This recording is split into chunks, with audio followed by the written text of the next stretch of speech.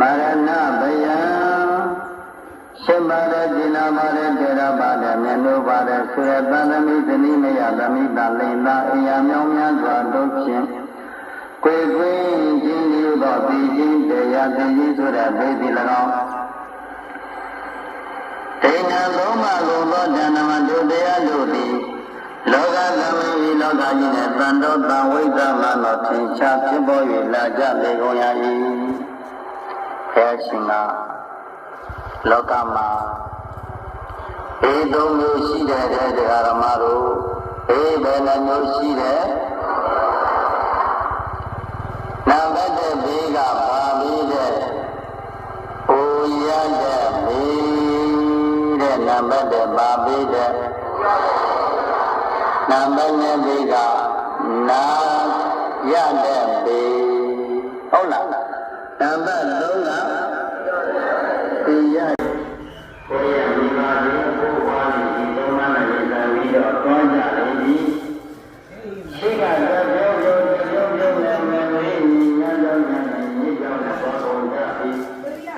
ရှိကမိပါဒီဘုရားဒီဘွားတော်ဒီနေ့ဘုန်းကြီးတို့တရားမှန်အောင်ပါတော်နဲ့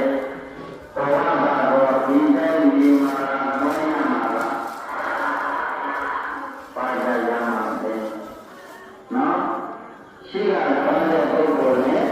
နောက်မှလည်းရမယ့်ပုဂ္ဂိုလ်ကလည်းရှိတယ်။ဘုရားနာဖို့သိတဲ့ဒိဋ္ဌိတို့မှာတို့မမြင်ပါရတာ။နာတဲ့တို့သုဒ္ဓံတို့မှာတို့မမြင်ပါရတာ။သူဒီနာဖို့နာပြီးသူဖို့နဲ့နာတဲ့